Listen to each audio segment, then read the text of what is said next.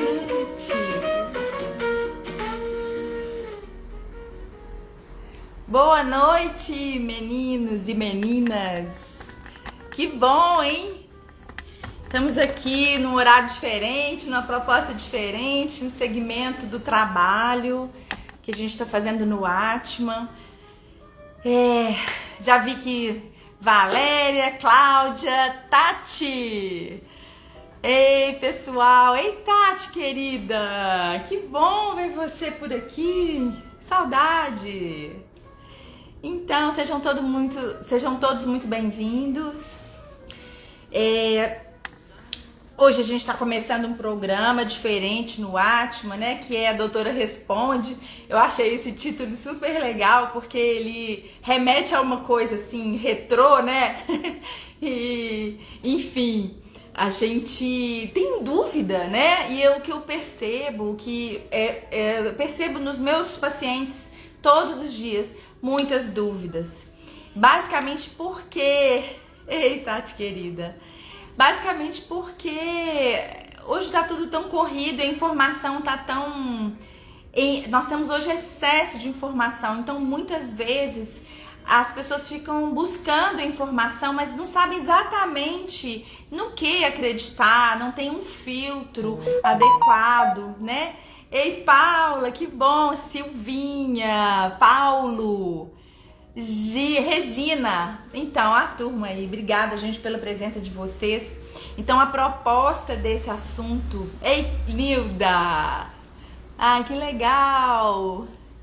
Então a proposta, gente, desse Doutora Responde é colocar temas e que geralmente as pessoas, que a gente percebe que as pessoas têm questionamentos, e também eu gostaria que vocês também sugerissem temas, né? Que foi uma proposta que a gente fez desde o início dessas lives, que vocês participassem muito, que a gente quer dar suporte, dar informação, levantar assim, discussões, enfim, sobre a vida, né? A saúde e esses assuntos que tem relação com vitalidade, longevidade, uma vida saudável, uma vida próspera em todas as áreas. Então é isso que a gente quer.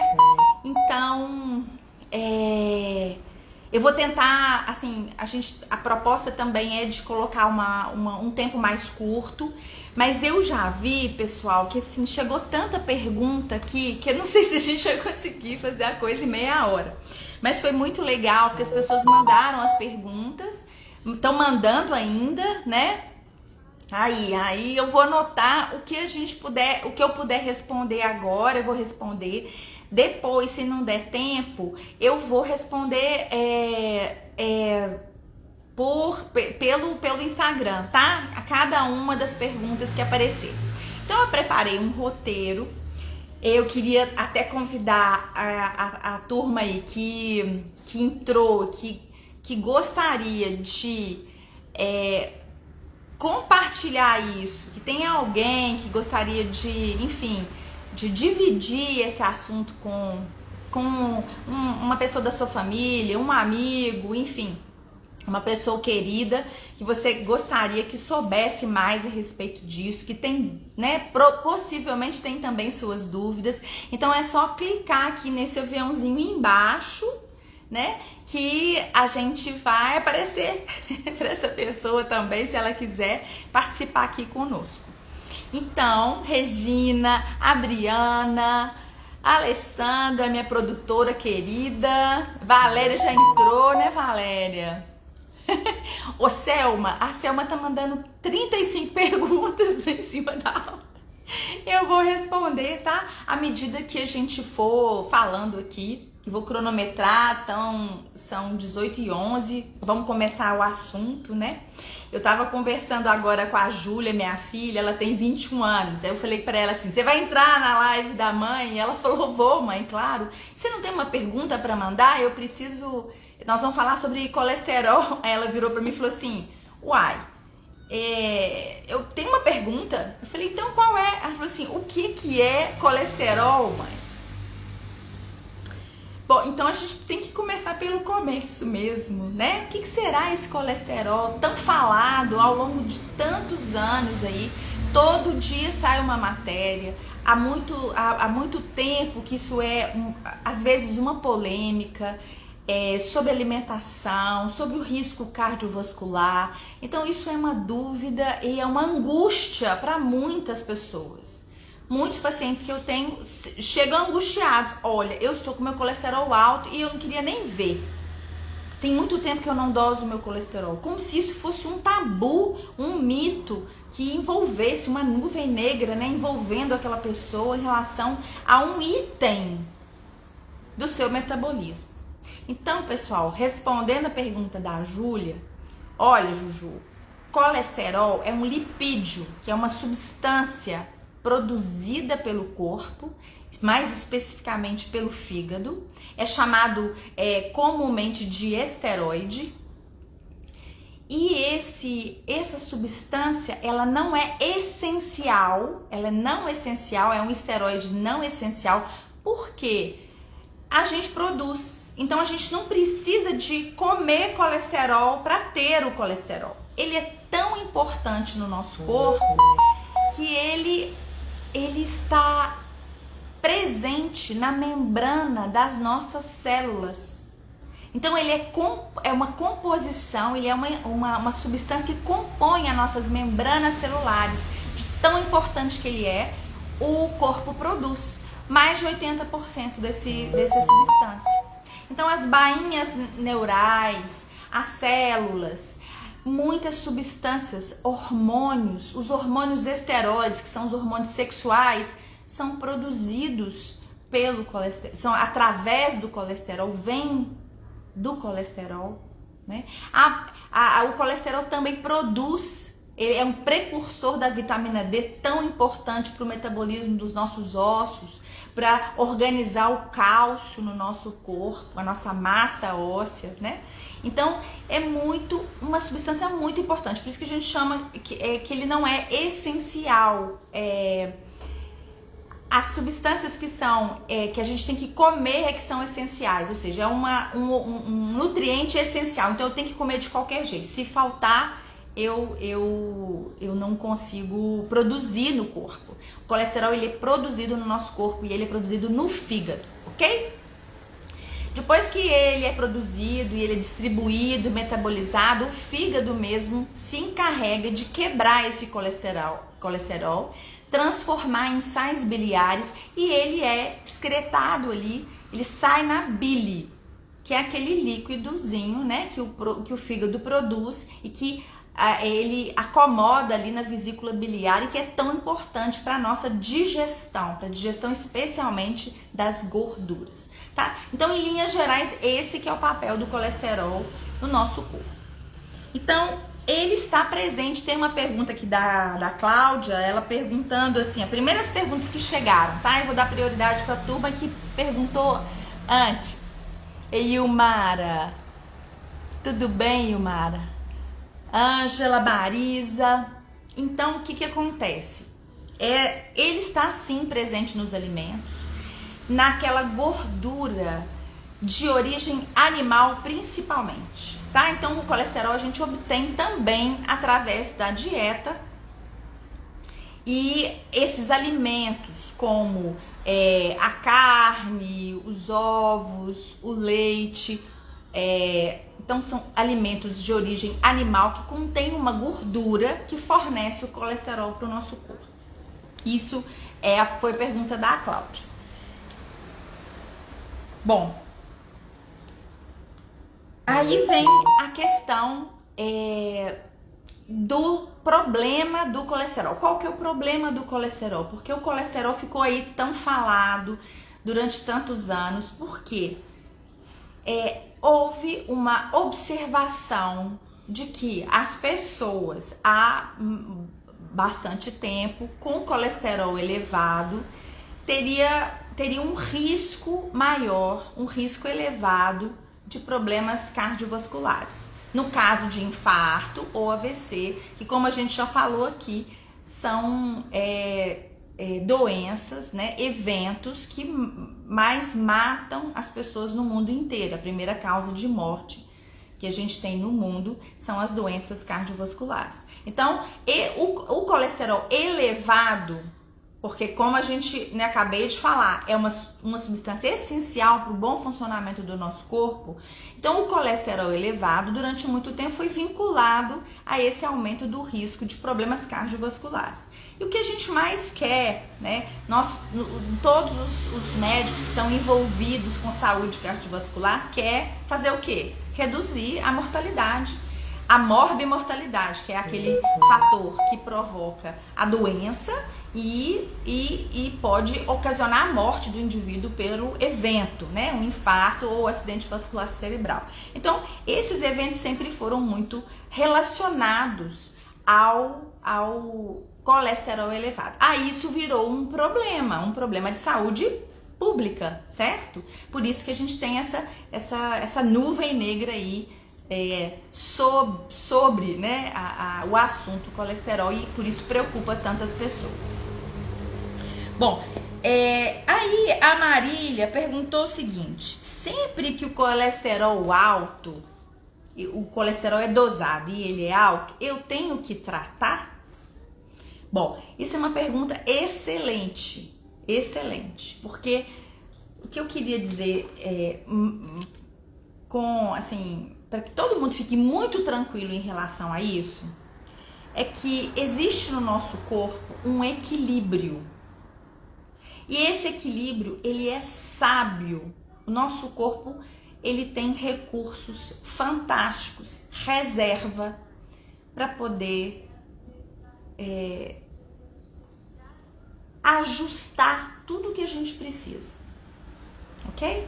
Então, das vias de metabolismo super importantes no nosso corpo são as vias metabólicas que vão digerir, que vão processar aquilo que entra e que produz energia pra gente, né? Então, esse equilíbrio, ele é muito dinâmico e ele é minuto a minuto, momento a momento. Então, quando a gente dosa o colesterol e porventura a gente teve aí uma época aí de uma dieta mais carregada em gordura, ele pode estar elevado.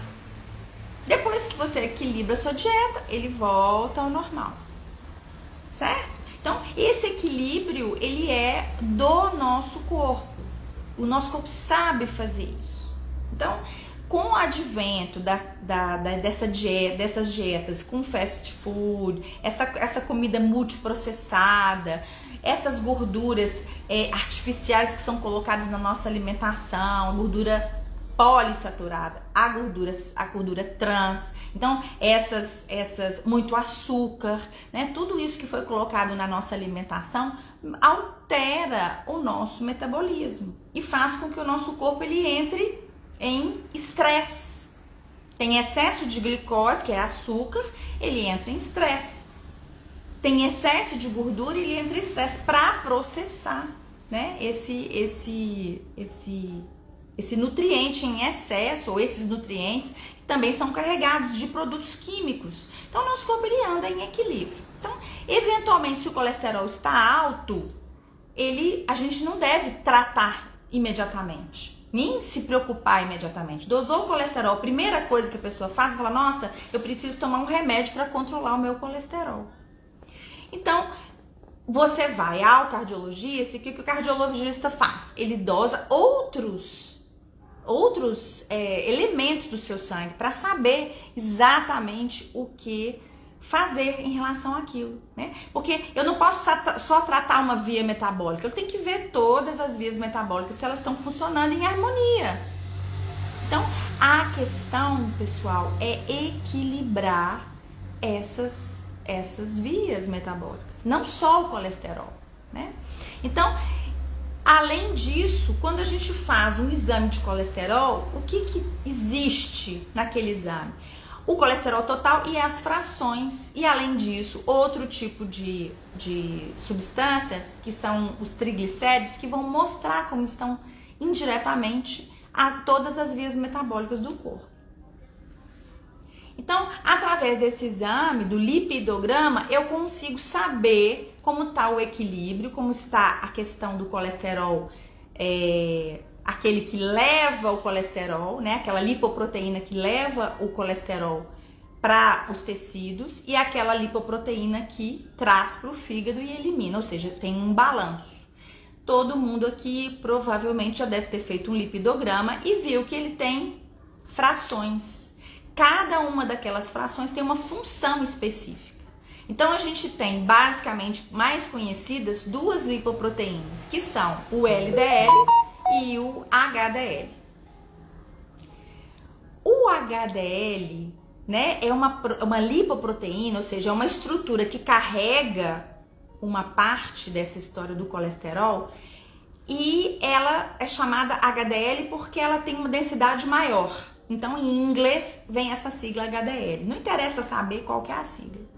Então, e o LDL é uma lipoproteína de baixa densidade, ela é menor, né? E ela serve para tirar o colesterol ou do intestino, né, da dieta ou do fígado e levar para onde precisa, para fazer o hormônio, para fazer a membrana da célula, para, enfim, para funcionar o corpo a partir daquela substância necessária, né, constitucional. Então, ele sai com o colesterol, LDL, e ele leva essa substância para fazer funcionar onde é necessário. Caso exista mais do que necessário, esse LDL, que é chamado mau colesterol, eu não gosto desse nome, porque no corpo não tem nada que é bom ou mal, né? Tem aquela história do feedback, que é o equilíbrio. Então, esse LDL, ele tem uma função, ele leva, mas ele não sabe devolver. Então, se ele fica sobrando na circulação, ele pode oxidar, ok?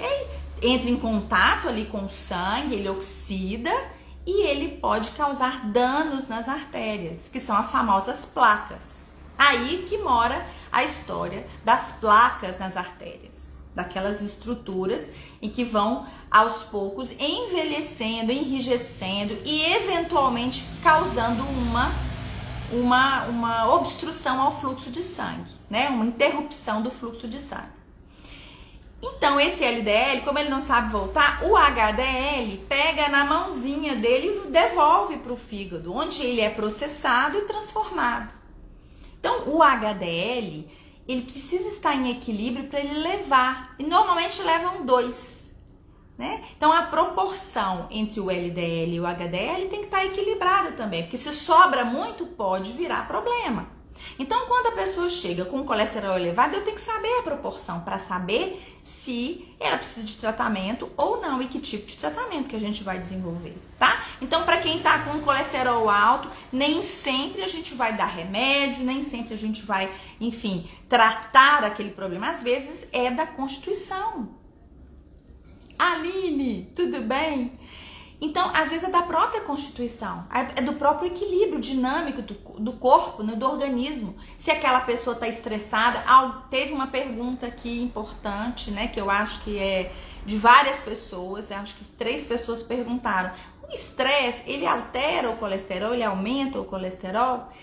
Então, se a gente pensar que indiretamente existe um estresse que está relacionado a problemas cardiovasculares, vocês sabem bem disso, né? Nós já falamos aqui várias vezes.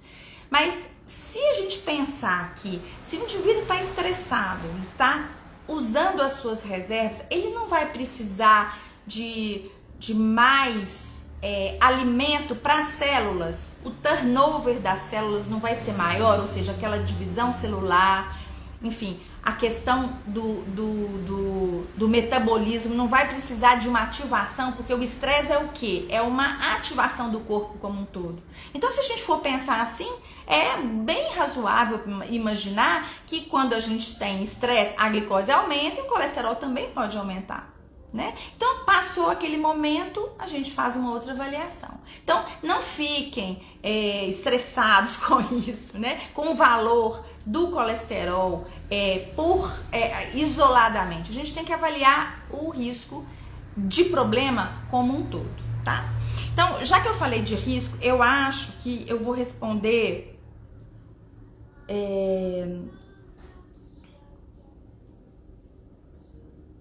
Aqui uma pessoa perguntou sobre uma pessoa que tem, isso é pertinente e é interessante porque quando a gente, a pergunta foi o seguinte: quando uma pessoa que é magra, uma pessoa que faz atividade física, uma pessoa que come pouca gordura e ela tem o colesterol elevado, o que é isso?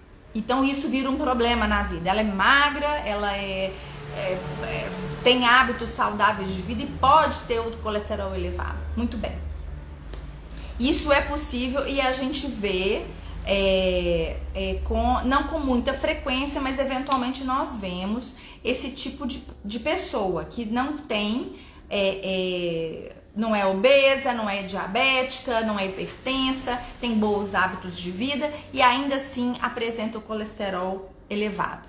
Isso pode acontecer sim, é algo que, como eu falei, não é o nosso dia a dia, mas eventualmente aparecem esses pacientes, nessas pessoas, e a mesma coisa que eu acabei de falar vale para essa pessoa. Então agora, quando a gente imagina que o colesterol é um fator de risco independente para um problema cardiovascular, ele é um fator de risco. Então, quando entra uma pessoa que tem um colesterol elevado e eu preciso saber que risco que ela vai correr em relação àquele item do seu metabolismo, né? Eu vou colocar essa pessoa numa pontuação de risco. A pontuação de risco, ela é individual e ela respeita as características de cada um, o estilo de vida de cada um.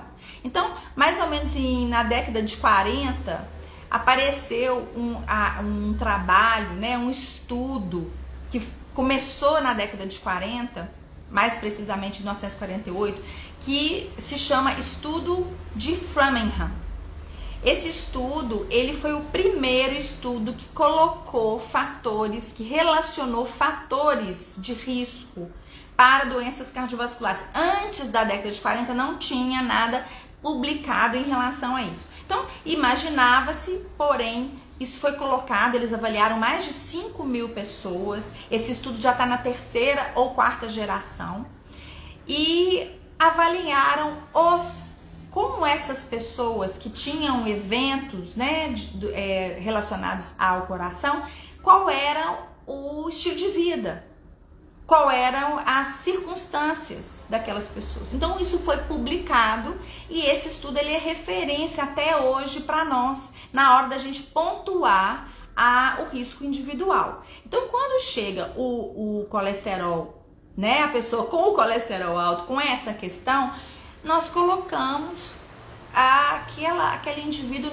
nessa pontuação, chama score de risco, que é baseado no estudo de Framingham.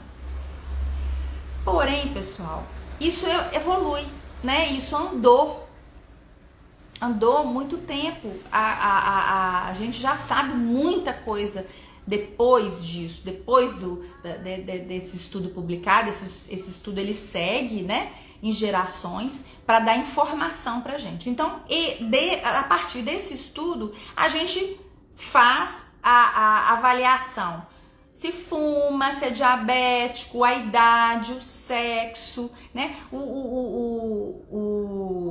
Se tem o colesterol alto, se tem outros fatores que vão corroborar, né, ali com o risco, e a gente coloca em pontos.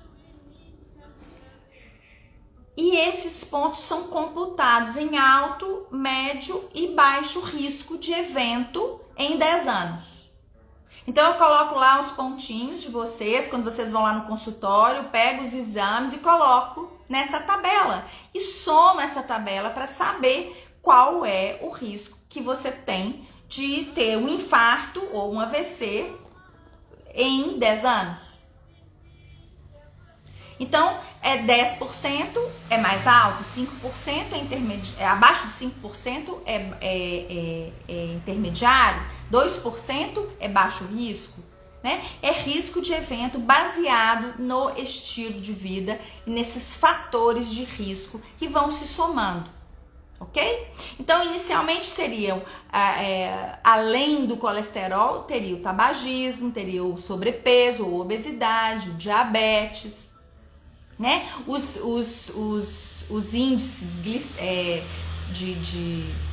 o próprio índice do colesterol, como eu disse. Então a gente vai colocando aquilo, a presença de hipertensão arterial, né? A idade. Então todos esses fatores, história familiar também é um anexo, né? Se existe uma predisposição aí familiar à doença. Então tudo isso é colocado e a gente compila esse score de risco e calcula. Então, baseado nisso, hoje a gente não precisa exatamente fazer isso, né? Eu não faço isso com essa matemática, porque isso fica automático na nossa rotina. Então, eu vou fazer a recomendação e vou tratar aquele problema, né? Aquela condição, com medicamento ou não, com medidas de melhoria de estilo de vida, ou melhoria de estilo de vida mais a medicação. Então, isso é individualizado. Hoje a gente já tem outros marcadores de risco. E é isso que é importante que vocês saibam. O colesterol é um dos marcadores de risco. Existem inúmeros outros que a gente dosa no sangue para entender qual que é a probabilidade que aquela pessoa tem de desenvolver uma doença cardíaca em 10 anos, tá? Então, basicamente quando a gente fala em colesterol, ele é um dos itens nos quais a gente se baseia para calcular o risco individual. Aí eu já respondi um tanto de gente, né? Bom, a questão outra pergunta aqui muito interessante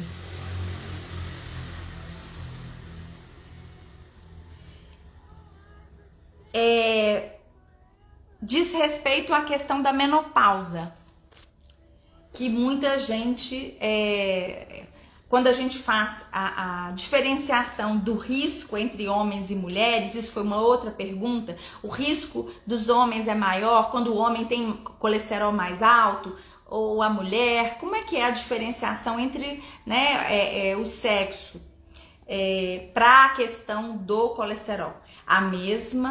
O mesmo raciocínio eu utilizo individualizando. Então, o que a gente sabe hoje em relação à menopausa é que aparentemente há algum tempo atrás a gente tinha isso muito claro. Hoje, como a coisa andou, os estudos andaram, né? E outros fatores de risco inflamatórios foram agregados a essa história do risco global. Nós tínhamos que as mulheres antes da menopausa tinham um risco menor de ter problema cardiovascular do que os homens. Após a menopausa, porque nós temos um declínio do estradiol, que é um hormônio feminino, que cai muito, né, durante o climatério e na menopausa, esse hormônio, ele seria responsável aí por uma proteção cardiovascular da mulher. Então, a gente teria efeitos como se fosse um antioxidante, um protetor, que a mulher teria até a menopausa. Passou da menopausa, esse risco ficaria equiparado ao risco dos homens de terem eventos, né, cardiovasculares. Então, o que a gente sabe hoje, né, ainda mais que a mulher, ela mudou muito o ritmo, né, e o estilo de vida. A mulher hoje, ela tem um estresse absurdo, né, multitarefas, né, ela faz exercício, come errado também, fuma, às vezes abusa do álcool, então não faz atividade física.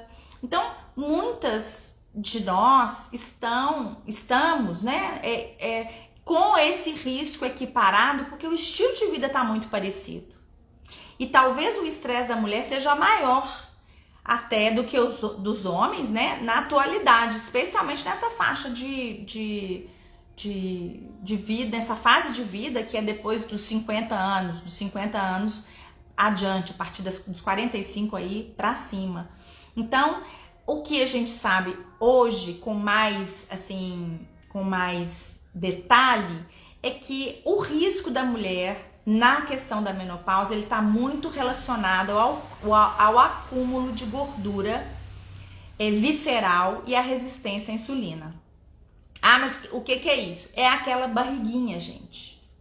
Aquela barriguinha que se forma à medida que a questão hormonal vai se desorganizando, né? Nós passamos a acumular gordura no abdômen. Os homens já têm essa tendência pela própria constituição e distribuição, né, do tecido gorduroso, né? Os homens têm uma distribuição da adiposidade diferente da gente, né, das mulheres. Então, a questão seria muito mais relacionada a aquele acúmulo de gordura abdominal, que leva a essa alteração que é a resistência à insulina.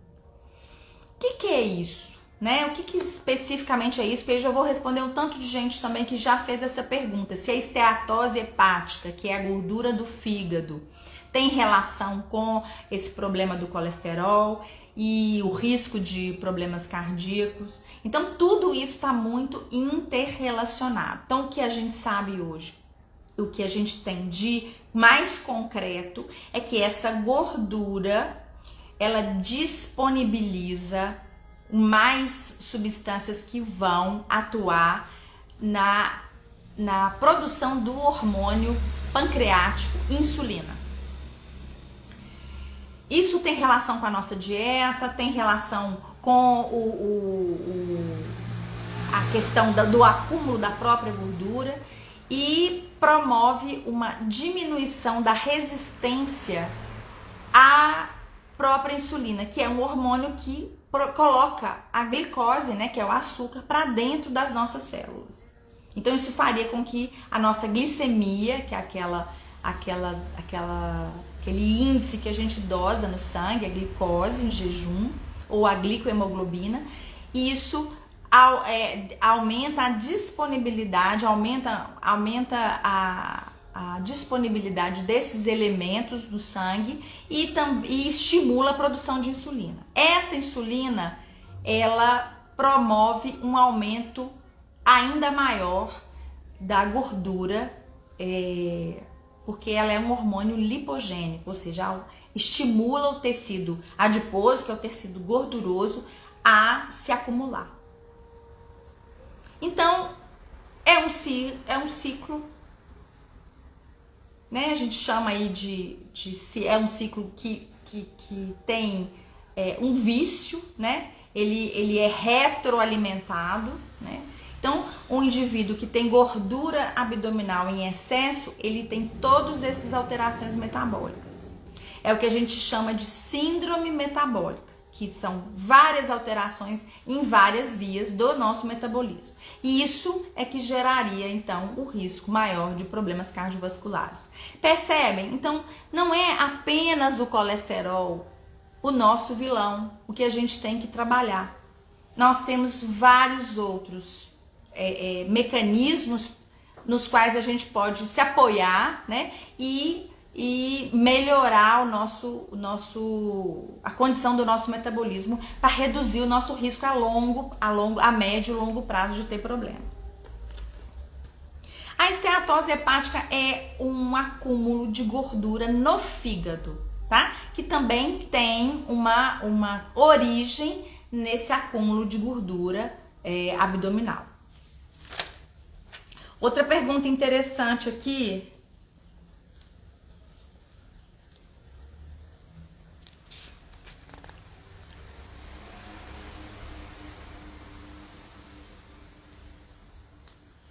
Deixa eu ver aqui mais perguntas. Chegaram várias perguntas, gente, eu não consegui ler todas as perguntas não, tá? Então, o que eu não responder, vocês aguardem que eu vou responder depois.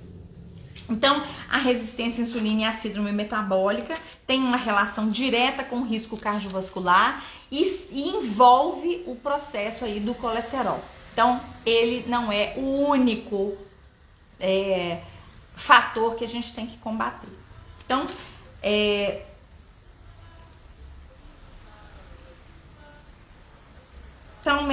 menopausa, colesterol e esteatose, já falei alguma coisa. Se precisa tratar, se não precisa.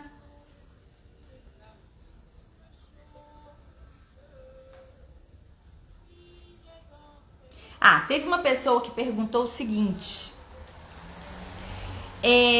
Em relação a um remédio que ela está tomando, que se teria alguma relação, losartana, que é um remédio para hipertensão arterial. Se tem alguma relação entre os medicamentos, foi o que eu entendi, tá? Se tem alguma relação entre os riscos de não tomar, se a pressão normalizou, se tem algum efeito no colesterol, diretamente no colesterol. Não tem, viu, Marisa? Foi a Marisa que perguntou. Nós não temos uma relação direta entre esses medicamentos antipertensivos e o valor, né, absoluto do colesterol, tá? O que mais, gente, que vocês estão... Porque mandaram aqui várias perguntas e eu não consegui ver todas. Selma, o que foi que você perguntou antes? A respeito de jejum? Bom. Então, tudo que eu não consegui responder, gente, eu vou responder depois, tá?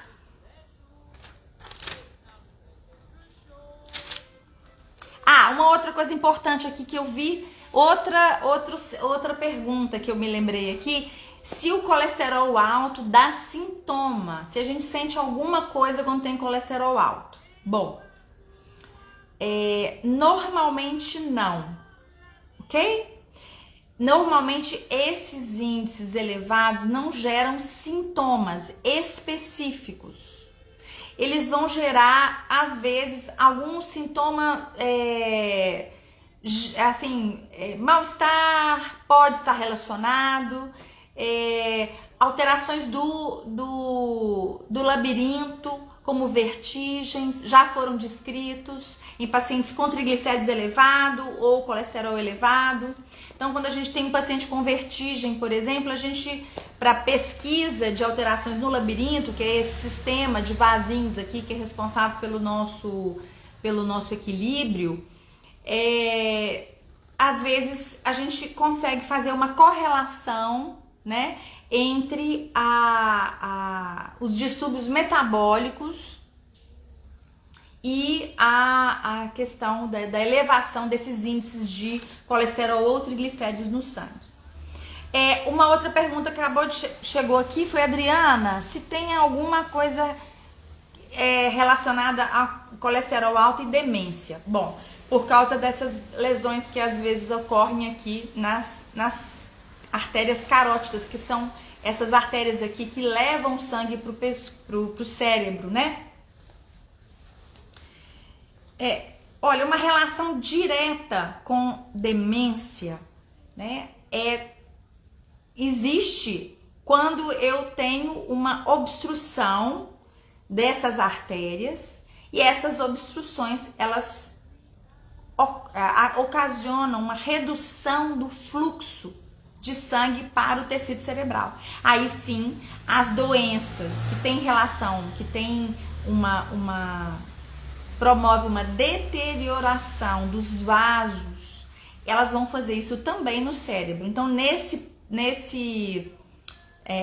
sentido, a gente observa que sim, a doença arterial aterosclerótica, ela tem uma relação com a demência, porque ela, aos poucos, né, ao longo do tempo, ela diminui a perfusão sanguínea saudável para o tecido cerebral. Então, sim, a gente pode ter aquela pessoa que tem esses distúrbios metabólicos, que ao longo do tempo desenvolveu essa doença, que é acúmulo das placas, dos ateromas, aí, ou endurecimento das artérias.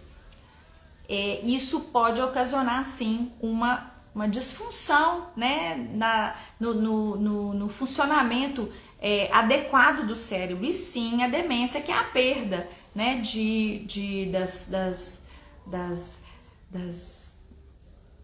das funções cognitivas, enfim, memória, tudo que está relacionado aí ao ir e vir, a como o indivíduo se relaciona.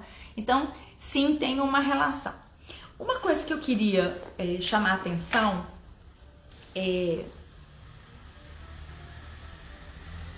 a Ângela está perguntando: esteatose hepática interfere no metabolismo do colesterol? Vou falar, a gente já falou um pouco da esteatose. Uso contínuo de estatinas também ocasiona demência? Bom, aí já é outra conversa, né, gente? Porque eu vou falar uma coisa que me deu, que eu me lembrei aqui, senão eu perco o fio da meada, mas vou responder vocês. É o seguinte: nós já estamos aí 18h47. Olha só. O que justifica e o que provoca esse risco elevado de artérias com problemas, de placas, essa aterosclerose que a gente chama, né, mais comumente? O que promove isso? É o colesterol. A gente sabe que não é somente o colesterol, que o colesterol é um dos fatores que provavelmente estão envolvidos nisso. E o que justifica todo esse envelhecimento arterial, né, que aumenta muito o nosso risco de ter um infarto, por exemplo, é o processo inflamatório. Ok? Então, comer errado dá inflamação. Não descansar gera inflamação. Os excessos geram inflamação. Álcool, cigarro, uso de remédios geram inflamação. E o estresse, como eu falei, né? Pouco descanso, muito estímulo, que é algo que a gente vem falando aqui desde que nós começamos as lives, isso gera inflamação. Eu consigo dosar essa inflamação. Quando o indivíduo está com excesso de peso, ele está mais inflamado. Quando ele está hipertenso, ele está bem mais inflamado. Quando ele fuma, ele está com inflamação. E essa inflamação é uma resposta a um agente agressor. Isso mobiliza todas essas vias metabólicas. Então é como se o corpo estivesse totalmente envolvido numa resposta de ameaça. Então tem agressão o tempo todo. Então ele responde com inflamação o tempo todo. Quando a gente tem quando você faz assim, toma um tombo, torce o pé, torce o joelho, enfim, quando você tem qualquer trauma, o que acontece nesse trauma? Não tem um processo inflamatório. Esse processo inflamatório não vai gerar dor, calor, rubor naquele local ali, e isso vai mobilizar a cura, a reestruturação, a cicatrização daquilo que foi rompido. É assim que o nosso corpo funciona. Então você imagina uma pessoa que fuma, que leva agressão para o seu, toxinas, injeta toxinas, inala toxinas. Como é que o corpo reage? Ele reage querendo expulsar aquilo o tempo inteiro e curar aquilo o tempo inteiro. Então o processo inflamatório é que vai gestar essas lesões ao longo do tempo. E cada um de nós tem um gatilho inflamatório, né? Então, tá comendo errado, tá sedentário, não tá dormindo, tá muito estressado, tá com excesso de atividade, enfim, tá vivendo um drama, né? E isso tudo gera inflamação. E essa inflamação, ela aumenta a nossa chance de problema. Então, Vou dar um exemplo. A pessoa nunca teve nenhum sintoma. Ela vem ao longo da vida, idoso já, né? Uma pessoa que tenha mais de 80 anos, 70 anos, já vem com as suas plaquinhas estáveis, porque o processo do envelhecimento, ele gera placas. E essas placas ficam ali. Ok? Aí a pessoa passa por um estresse muito grande, tá com a placa, e essa placa, ela faz uma fissura nessa placa, ela fica traumatizada. Na hora que a placa traumatiza, vem o quê? Um sistema de reparo e provoca aí a formação de um coágulo, um processo inflamatório, e esse coágulo oclui a artéria e dá um infarto. Pode ser um infarto cerebral, pode ser um infarto do miocárdio, não é? Do músculo do coração. Então, esse processo inflamatório que cada um de nós tem, ele deve ser individualizado e tratado. Claro, nós temos hoje tratamento para todos esses processos, medicamentoso ou não. E quando a gente vai estudar isso e a gente vê os trabalhos, vê a gente observa, né, os pesquisadores, nas aulas dos congressos, tudo que eu escuto assim, olha, nós viemos trazer uma tecnologia. Vou falar da estatina já já. Então, nós temos aí nós temos muita tecnologia, medicamentos que estão prometendo isso e aquilo, sendo lançados, ou seja, a indústria se mobiliza o tempo todo para lançar no mercado drogas, medicamentos, na tentativa de resolver isso. No final de todas as aulas e de todo o capítulo de livro que trata desse assunto, vem o que determina a doença cardiovascular. O que impacta na doença cardiovascular é o estilo de vida saudável, né? Então você reduz a mortalidade, você reduz o percentual de eventos se você tem uma vida saudável. Isso, gente, em todos os congressos que eu já fui ao redor do mundo, e todos os estudos são unânimes em dizer isso. Então a gente volta para o simples. Nós temos drogas aí, como as estatinas, que durante muitos anos houve uma lavagem cerebral para que os médicos prescrevessem essas drogas para reduzir o colesterol. E hoje os protocolos trazem um nível de colesterol muito baixo para a gente atingir. Dependendo do risco individual, como eu falei, cada um tem um risco, então a gente, para aquele grupo, por exemplo, que tem mais risco, o diabético, o hipertenso, o obeso, não é? Aquele paciente que já tem uma lesão, que já tem uma doença, esse paciente que é a risco mais alto, eles preconizam que a gente coloque o LDL, colesterol, abaixo de 50. Isso na prática é muito difícil de conquistar sem medicamento. Né? E o medicamento, ele artificialmente baixa o colesterol, mas ele não é isento de efeito colateral, nem a curto, nem a médio, nem a longo prazo, né? Então é um medicamento que age no fígado, reduzindo ou achatando a conversão do colesterol. Então ele reduz, ele atua numa enzima que transforma o colesterol. Ele inativa o colesterol através do bloqueio dessa enzima. Então isso é uma interferência no metabolismo e abaixa os níveis do colesterol. Só que esses medicamentos até hoje não conseguiram reduzir a mortalidade e o número de eventos que a gente tem, né? Do ponto de vista estatístico, a gente andou... o que mais dá resultado é mudança de estilo de vida. É perder peso, é comer certo, é ficar atento ao estresse, ao descanso, é tudo que a gente vem falando aqui o tempo todo. Então, para que o uso contínuo das estatinas também ocasiona demência, olha, esse efeito da estatina, ele não está bem comprovado ainda. Eu não conheço. A gente pode até pesquisar mais, mas assim, o efeito colateral muito frequente das estatinas é a questão da dor muscular, da lesão muscular, né? Então a gente tem marcadores que vão nos apontar para isso, né?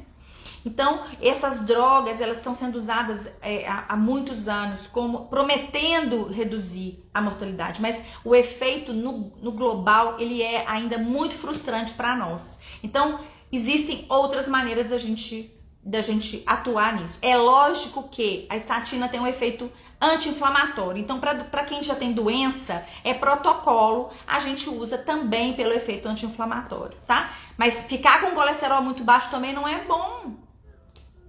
O colesterol, ele é precursor da vitamina D, por isso que tá todo mundo aí sem vitamina D, não é? Essa história aí de usar, então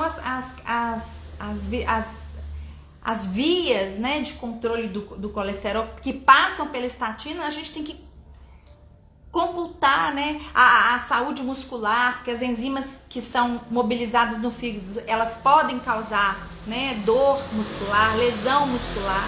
A gente tem que ver interação de medicamentos, ou seja, são muitas variáveis que a gente tem que avaliar, sabe, pessoal? Então, a questão das estatinas é isso. Não, a gente não podia deixar de falar, né, das estatinas, porque são drogas que muitas pessoas usam e de forma sistemática, rotineira, né, e contínua, tá? Bom, eu pretendia falar meia hora, né? Acabou que foram tantas perguntas. E se eu não falei sobre algum assunto que você pensou, que você lembrou, me dá aí um feedback, se você gostou, se você, enfim, se você ainda tem alguma dúvida, quer saber mais alguma coisa, manda a pergunta pra gente, que eu vou buscar e vou responder pra você todas as perguntas, tá? Eu tô, assim, vou terminar, né? A gente tá na hora de terminar a live. Eu queria agradecer a presença de vocês aqui, foi muito joia, foi muito bom, gostei muito de... Hey, Regina, respondi sua pergunta, não lembro nem mais. Que bom que vocês estão... Enfim, a gente tenta ver o que é possível para esclarecer o máximo. E essa história esse tabu aí do colesterol, ele é importante para a gente ficar tranquilo em relação a isso. Ok? A gente vai fazer o score de risco, a pontuação de risco e vai identificar o que é melhor para você. Não fica pensando que você tem que tomar 1000 remédios, 1000 coisas. Vamos tratar do risco individual, tá? E mais uma vez, mudem de estilo de vida. Quem ainda tá fora do peso, quem não faz atividade física, quem tá comendo errado, quem não tá dormindo nem descansando, né? A gente precisa repetir, porque na repetição a gente consegue aí mudar às vezes uma chave, virar uma chave e trazer aí uma melhora na saúde, né, na nossa sobrevida, né, na nossa vitalidade, né? Tá bom? E Selma, eu sei que eu não respondi todas as suas perguntas, então manda pra mim aqui no WhatsApp ou então lá no Atma, no canal, que eu vou responder, tá bom? Gente, boa noite pra todos. E até a próxima, né? Tudo de bom, Regina. Obrigada pela presença de vocês aí, viu? De nada, Ângela. Boa noite.